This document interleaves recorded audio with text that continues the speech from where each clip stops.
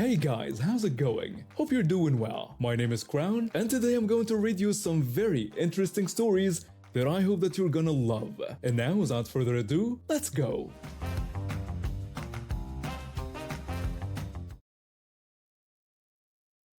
Now, a fresh cup of tea? Check. Badger forged axe? Check. Complete unwillingness to admit it's after midnight and I should go to sleep? Yup. And on we go. On this job, I went into the call center of a paper and printing company to find out why a business that should be doing well wasn't. Employee turnover was high and morale was low. So far, just another task. I showed up Monday morning wearing an off-the-shelf cotton shirt, power tie, trousers that were too short and looking defeated. In short, a bad office manager's dream, a beaten employee. A cheerful person took me for my induction. The HR lady told me not to touch anyone, not to stab management, and to cry on my own time. I'd seen these before. Then I was dropped off with my trainer to start shadowing them. For someone in my job, shadow days are valuable, because I'm told to watch and ask questions. No one suspects anything, so they answer without thinking. The order system was simple. The phone calls had scripts for each situation, but something felt wrong about the office. Then Margaret walked in. She looked like she always smelled something bad. She had a terrible 80s perm, even though it wasn't the 80s anymore. Despite wearing normal office clothes, she always had an ugly cardigan over them. She had many cardigans in awful combinations of orange, brown, and mustard yellow. When she walked in, the little energy in the room disappeared. She never stood straight, always slouched, and never looked at you directly. Most people just looked down at their phones, but two middle-aged women walked over to Margaret, copying how she moved. They all went into an office marked Office Manager. My trainer told me quietly that the woman was Margaret, who had been there since the building opened, and those two were her favorites. I said they seemed close. My trainer told me those two were the only ones who got good shifts, while everyone else took what was left. This set the tone for my time in this office. Margaret and her friends would sit in her office gossiping while everyone else did all the work. Her friends got the best shifts, and anyone who showed backbone ended up working nights and weekends. At first, I was confused about how she got away with this. It was three things. She wrote job reviews for all staff, and because she'd been there so long, HR approved any firing she wanted. She made up fake supervisor roles for her friends to justify giving them good shifts or time off because they were needed. She made the schedule and approved time off, and no one dared challenge her if they wanted to see their family. She had a nice setup, but she wasn't as smart as she thought. I was getting printer paper when I saw a girl sign for a small delivery, put the boxes in a corner, staple the shipping list on top, and leave. When she was gone, I looked at it. I never signed for things at work without checking them. The shipping list was huge, easily 3 times what could fit in those boxes. Margaret didn't work weekends. I did. This was Thursday, so I had to work fast. I called my boss and he sent someone to where the supplies came from, meeting with an accountant and police. Another accountant met me Friday night after Margaret left. Her plan was clever. Margaret made friends with someone in shipping at the supply company. She would order supplies, then call her friend and fax a cancellation. Her friend would bill the correct first amount, then send the refund to Margaret's account. The friend would send the smaller order with the larger invoice. Because Margaret was controlling and didn't do this every time, she got away with it for years. Monday morning came, Margaret walked in and the secretary told her the boss wanted to see her about promotions and raises in her department. She went into the boss's office and sat down. I walked in looking completely different. A tailored suit, tailored shirt, a silk tie. I looked good. But she probably didn't notice because she was looking at the police officers who came in with me. Margaret asked what was happening, saying she was told there would be talk about promotions. The boss told her these men had questions about office supply orders. Margaret looked confused and asked what was happening and who I was. I told her I was a corporate investigator hired to find out why the office had high turnover and low morale. Margaret got red and said this was ridiculous, that she'd been there for 15 years and ran things well. The officers told the boss what they found while the accountant gave a short version of the evidence. The police told Margaret They had proof she'd been doing fraud with office supply orders for years. The accountant said about $87,000 had been stolen through fake invoices. Margaret said this was impossible and she did nothing wrong. I told her we had copies of the original orders, the cancellation she wrote, and bank records showing money going to her account. Margaret said these must be mistakes. The police officer told her to stand up and said she was under arrest for stealing and fraud. Margaret was fired, handcuffed, and taken out past all the people she bullied. Each order wasn't huge, but it happened for so long that she wouldn't just go to court tomorrow. An employee asked if she really stole from the company. I told them yes, and that's why they were short-staffed with no money for raises or better equipment. Another employee said good riddance and that they'd been unhappy for years. It took longer than usual to fix that company. It's harder when a business is older because people get used to the old ways and can't imagine better ones. I had to rebuild the shift system because Margaret made it, so only her favorites got good hours. I told the staff that shifts would now be fair for everyone, with no forced night shifts unless they wanted them. An employee asked if this meant they could see their kids' soccer games. I said yes, and that everyone would get proper training instead of being thrown in without help.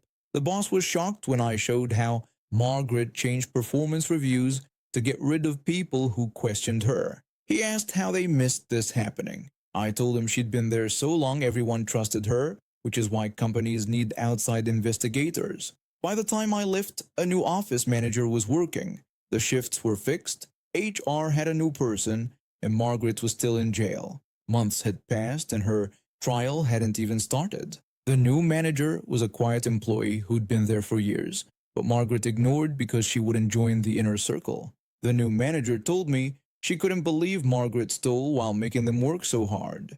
I told her entitled people think they deserve special treatment while others suffer. Last I heard, Margaret faced 5 to 7 years for stealing, and her friend at the supplier gave evidence against her for a lighter sentence.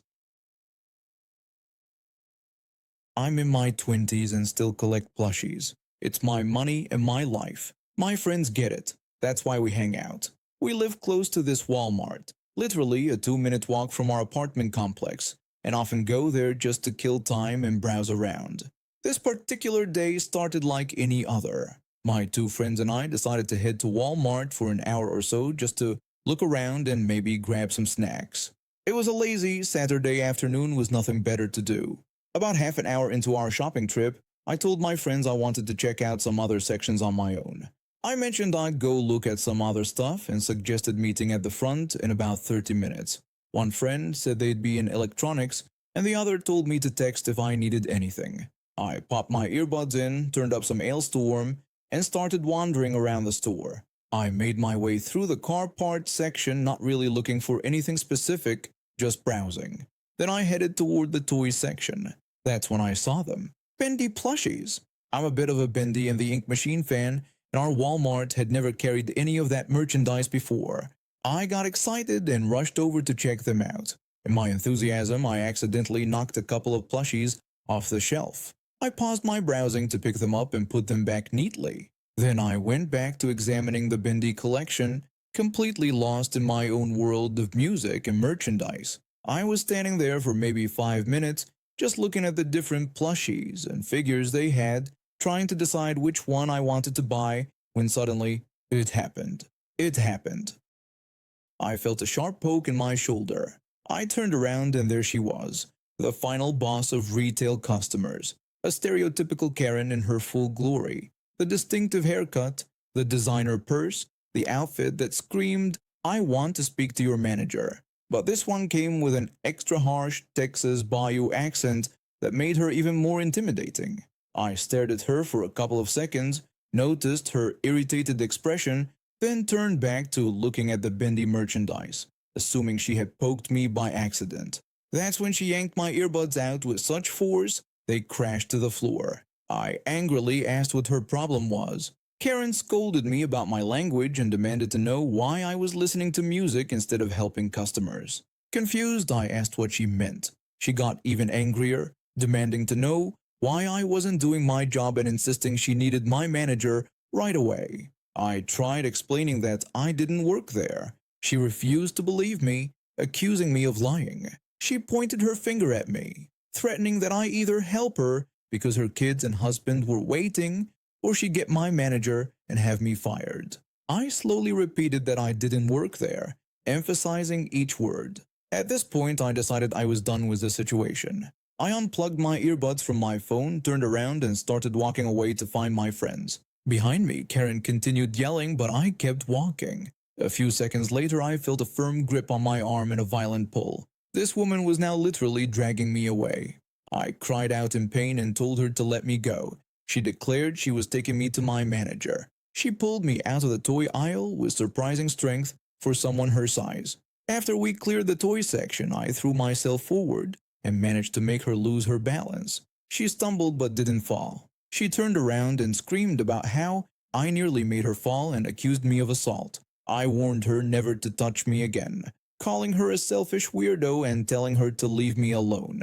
She lunged at me again, trying to grab my arm when suddenly one of the actual Walmart employees jumped between us. He demanded to know what was happening. Before I could respond, Karen jumped in, claiming that I was an employee who had refused to help her and had assaulted her. She demanded that I be fired immediately. The employee looked at me, then at Karen. He told her that I didn't work there. And he was right. I was wearing a Metallica t-shirt, dark blue jeans, and boots.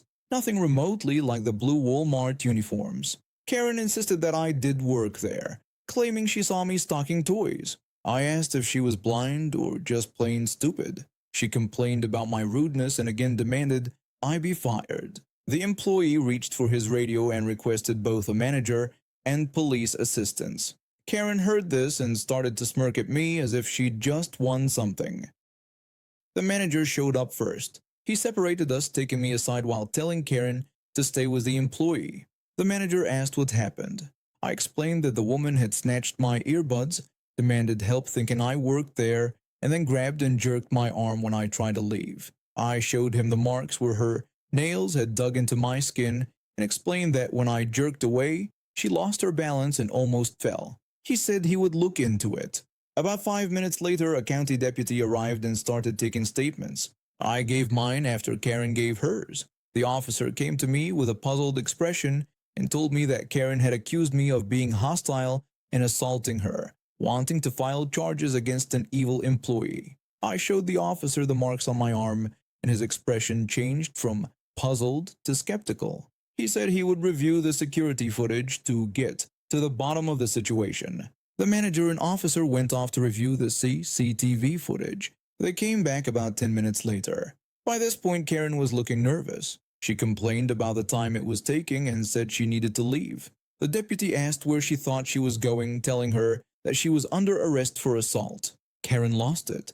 She started screaming and yelling, trying to back away from the officer. He called for backup, and it took 2 officers plus the manager to calm her down enough to put handcuffs on her. After they got her under control, one deputy came over to me and asked if I wanted to press charges. I said yes. Later that week, I checked the county booking site and found her mugshot and charges. She was booked for assault, assault on a peace officer, and resisting arrest. Maybe this would never have happened if she had realized not everyone in a store is an employee.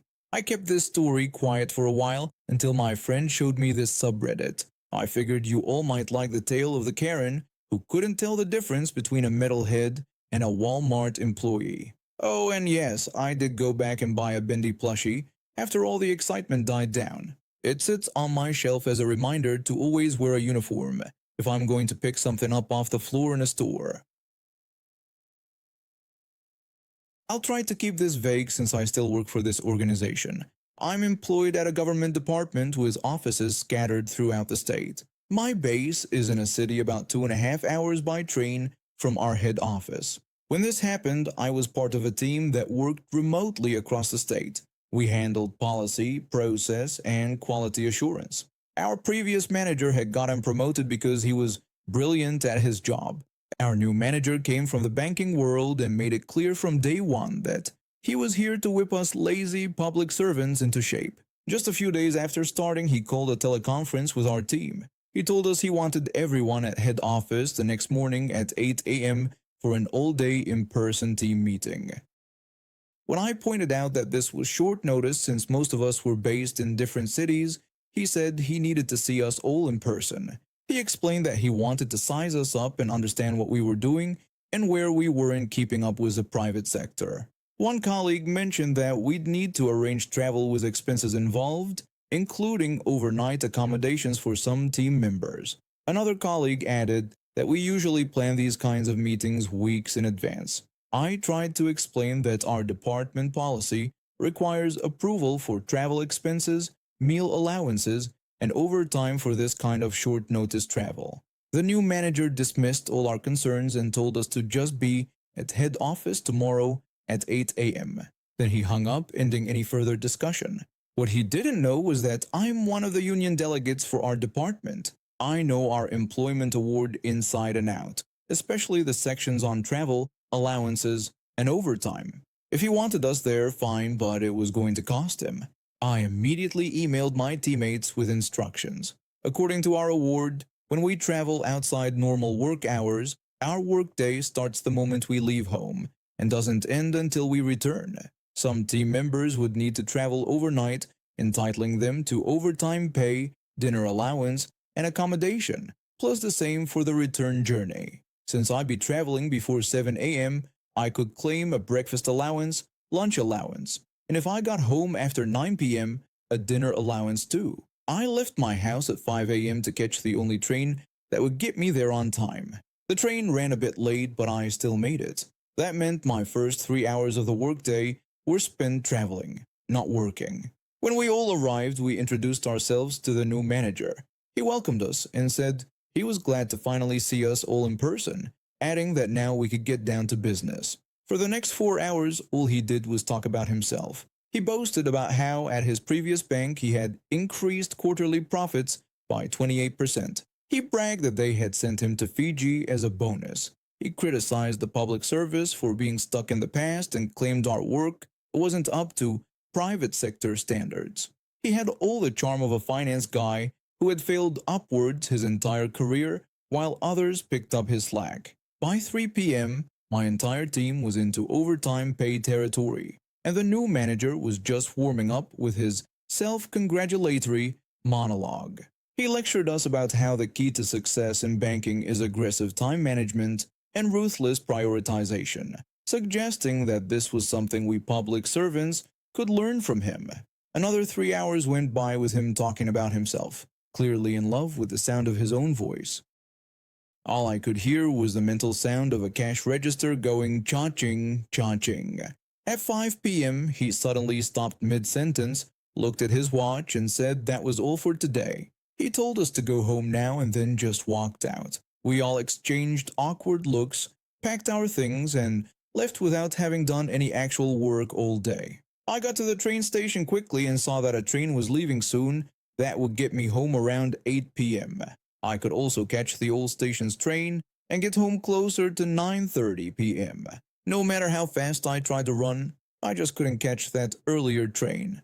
Guess I'd have to take the old station's train, staying on the clock for another hour and a half, plus getting my dinner paid for. Such terrible luck. The next day I submitted my expense claim. 4.5 hours at double rate, train tickets, taxi fares to and from the station, and breakfast, lunch, and dinner allowances. My claim alone was nearly $500. The rest of my team followed suit, each claiming everything they were entitled to. The new manager tried to fight us on approving the claims. He complained that this was ridiculous and asked whether we really needed to stay that late or travel during those hours.